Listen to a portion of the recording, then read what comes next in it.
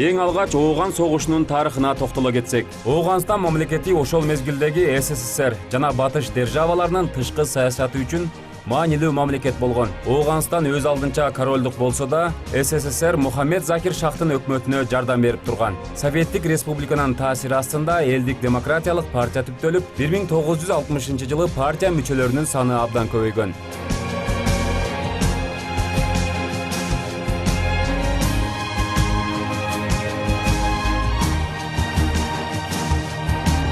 Bir 1973 жылы өлкөдө мамлекеттик төңкөрүш болуп, Мухаммед Дауд бийликке отурат. Натыйжада коммунисттер өз ара бөлүнүп, бул окуя апрель революциясы аталган дагы бир куралдуу төңкөрүлүшкө түртөт. Парчамистер партиясы бийликке келип, демократтардан Нурмухаммед Тараки президенттикке барат. А бирок анын доорунда да абал тынчыбайт. 1979 жылы премьер-министр Najibullah Amin кырдаалга Таракини айыптап, өлтүрүүгө буйрук берет. Ооганстандагы бул окуяларга СССРдин генералдык секретары Брежнев кооптоно баштайт. Анткени Ооганстан СССРдин түштүк чек арасына жакын болгон. Ошентип 1979 жылдын 25 декабрында Ооган өкмөтүнүн ар тараптан жардам суроосуна жооп кылуу максатында советтик армиянын биринчи бөлүгү Ооганстанга киргизилген.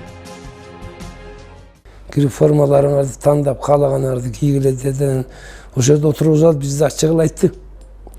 Мен үчөөңөрдү тандадым солдаттардан деди. Үчөөңөр Афганга барасыңар жигиттер. Кызмат ушундай. Ошондо барып кызмат кылып, эл үчүн интернационалдык милдетиңерди аткарып келесиңер. Ар бир колоннаны текшерип, стройсага тизип, анан ошол жерден жөнөтөт.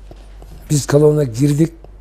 Ошол мезгилде командирибизди баш кылып, бизди солдаттарды тизип туруп, ошол жерде генерал-полковник бизди ар бирибиз менен кол алышып жөнөттү да, биз ошондо сездим мен. Ушул Афган экен. Колубузду кармап туруп, арлы, силер Афган жерине кетип атасыңар. Элиңердин, мекениңер үчүн интернационалдык милдетиңерди аткарган үчүн кетип атасыңар. Арлы, силерге ак жол деп туруп, ар бирибизди колубузду кармап туруп узатты да. Ошондо жүрөгүбүз сезди, действительно биз Афганга кетип атканыбызды. Через мосттон чыктык. Амур дарыясынан өтүп. Ал жерде бизге судук, жолубуз где-то 15 суткада бардык да. Мамасалы Тойчубеков да кызматташынын сөзүн улап, жалындуу жаштык кезинде өз каалоосу менен Ооганстанга жөнөгөн. Оор кырдаалга карабай эр жигиттик намыска бек туруп кызмат өтөшкөндүгүнө сыймыктанышат. 86-жылы февраль айында ушул жерде тиги плацта мага мен үчөөбүзгө приказ келиптир. Ошол приказ туккандан кийин биздин отделение кадров майор Мороз деген ал киши айтты, үчөөңөрдүн экөөңөр барышыңар керек, бирөөңөр резервдесиңер деди. Кимиңер барасыңар деди, кимиңер каласыңар деди. Үйүңөр ойлонуп келди, эртең кечен бир күн убакыт бар деди.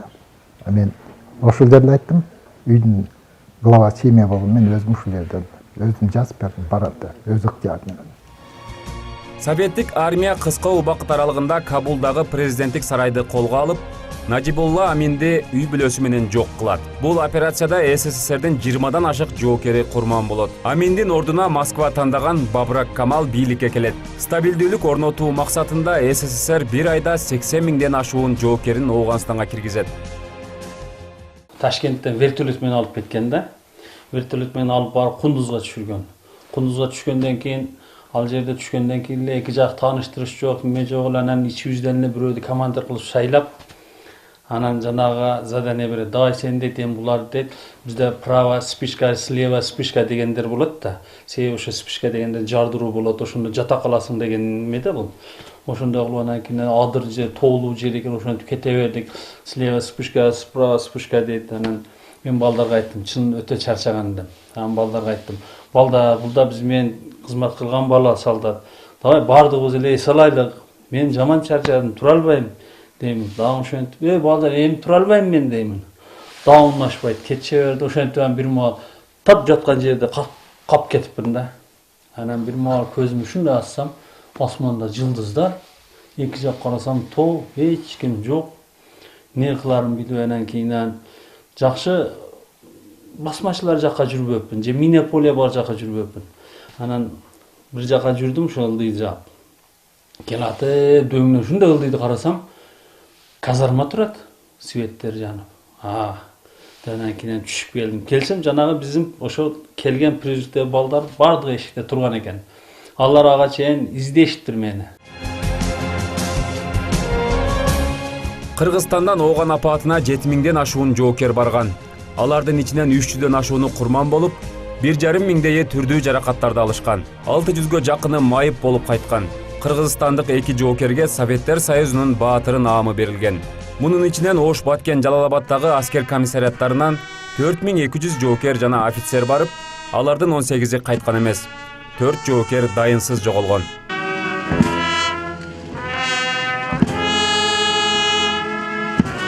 СССРдин чектелген контингенттеги 40-армиясы 1989 жылы 15 февралда Ооганстандан чыгарылган. Бул күндүн урматына жыл сайын Ош шаарындагы Ооган апаатында курман болгондордун элесине гүл чамбар коюлуп, согуштун ардагерлери, курман болгондордун жакындары жана бийлик өкүлдөрү эскеришет. Ошол согуштан аман-эсен өз мекенине кайткан аскер кызматкерлеринин арасында бүгүнкү күндө да мекендин ыйык жүгүн аркалап, өздөрүнүн атуулук милдетин өтөп жүргөндөр да бар.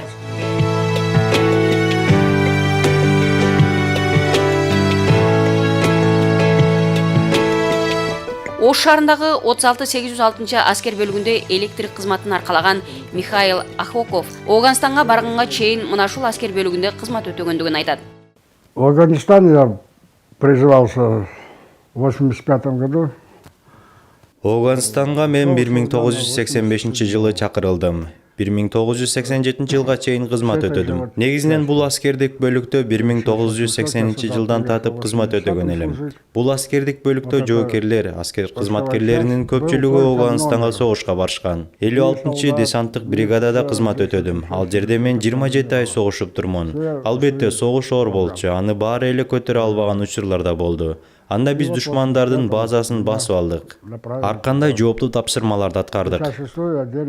Ооган катышуучусу үчүн ошол кандуу окуяларды эскерүү канчалык кыйын болгондугуна карабай, андагы ар бир көз ирмемди камтыган сүрөттөрдү сактап жүрөт.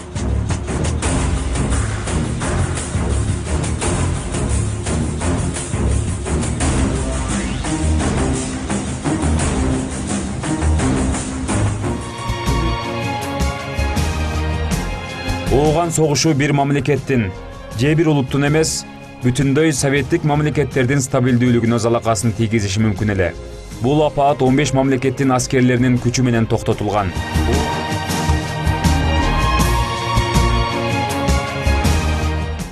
Ар бир жигит үчүн өз жерин, мамлекетин, ата-эне бир туугандарын коргоо жана аларды көздүн карегиндей сактоо ыйык милдет болуп саналат. Кыргыз жигиттери коркпос, баатыр эр жүрөк экендиги талашсыз.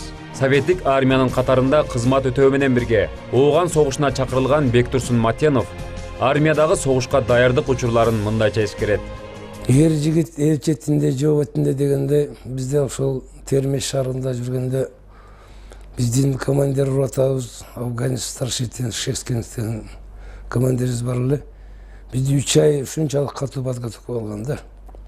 Биз чарчап стройдон келип отурганыбызда айтат эле: "Эй балдар, жигиттер, силердин бириңерби ким Афганга барганда мындан да катуу нерсени көрөсүңөр. Себеби Афгандагы согуш башкача." Албетте 17-18 жаштагы чырактай балдардын курал кармап согушка кирүүсү оңой болгон эмес. Көптөгөн кыйынчылыктар, күжүрмөн даярдыктын негизинде алардын арасында кандуу кармашка физикалык, моралдык жана тактикалык жактан даяр болгон жоокерлер гана Ооганстанга бет алышкан. Чектелген контингенттеги 40-армиянын ичинде чалгынчылар ротасынын командири болуп барган полковник Эркин Нурматов Ооган апаатында эрдик көрсөтүп, Кызыл жылдыз орденин алган. Андан сырткары бир катар оор согуштук операцияларга катышкан. Магистраль деген операция болду 87-88 жылы кышта, декабрдан февралга чейин. Бул Жалалабадтын үстүндө жашаган элдерге жанагы азык оокат жеткирүү, материалдык эмне жеткирүү боюнча операция болду. Бул жерде мен ошол 40-армиянын составында биринчи болуп менин ордом чыкты. Себеп дегенде биз чыгып, жанагы артиллерия, армиянын артиллериясы турган жерге ошолорго коопсуздук түзүп, ошолор жерин тазалап, ошол жерде күтүп турдук.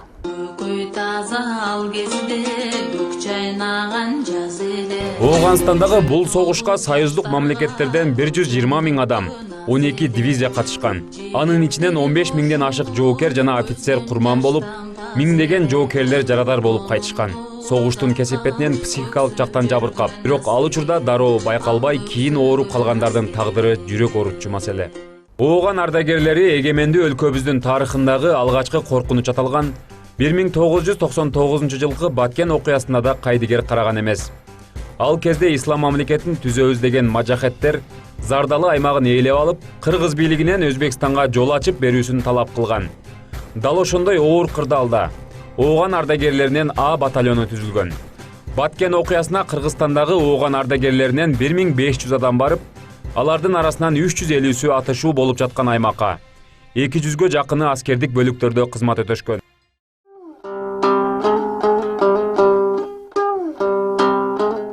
Эки миң 10 жылкы Каргашалуу Ош окуясы канчалаган бейкүнөө адамдардын өмүрүн алып кетти. Коогалаңда стабилдүүлүктүн жоголуп бараткандыгына ооганчылар чыдап тура алган жок. Ош шаары, Ноокат, Кадамжай райондорунан чогулган ардагерлерден кайрадан 350 адамдан турган А батальону чогултулат. Оштун тынчтыгын сактоо максатында шаардын 12 жерине блокпосттор орнотулуп, полковник Нурматовдун башчылыгында кырдаал жөнгө салына баштаган. Ош шаарынын коопсуздугун элдерге тынчтык алып келип сактап калдык. Бул чындыгында аябай зор чоң эмгек. Бул эмне үчүн андай кылдык? Жоокерлер 18-19 жаштагы балдар согуш көрбөгөн, кан көрбөгөн балдар. Бул согушка көздөрү психологик жактан даяр эмес да. Ошон үчүн мен атайын предложение менен чыгып, сунуш менен чыгып, Афган согушунун ардагерлеринен батальон чогултууну сунуштадым. Баштап отказ беришип жооп кылган жок, бирок бир күндөн экинчи күнү өзүң жооп бересиң деп байгыларга мени куратор кылып коюшуп туруп, батальон чагылтып беришти. Биздин батальон 8 сааттын ичинде чогулуп, автоматтардан курал жарак атканды көнүгүүлөрдү өтүп, Ош шаарындагы 13 посту ээлеп, 1,5 ай ичинде Ош элине коопсуздук алып келди.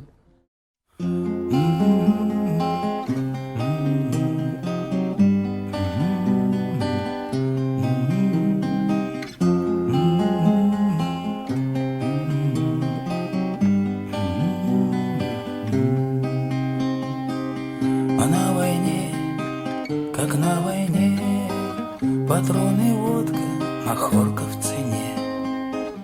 А на войне нелегкий труд, а сам стреляй, а то убьют.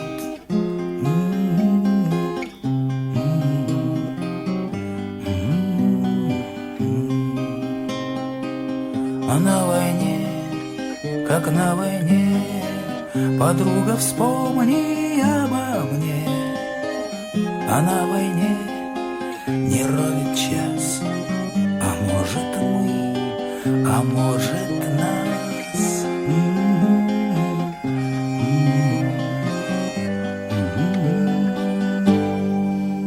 Комбат, батяня, комбат, ты сердце не прятал за спины ребят.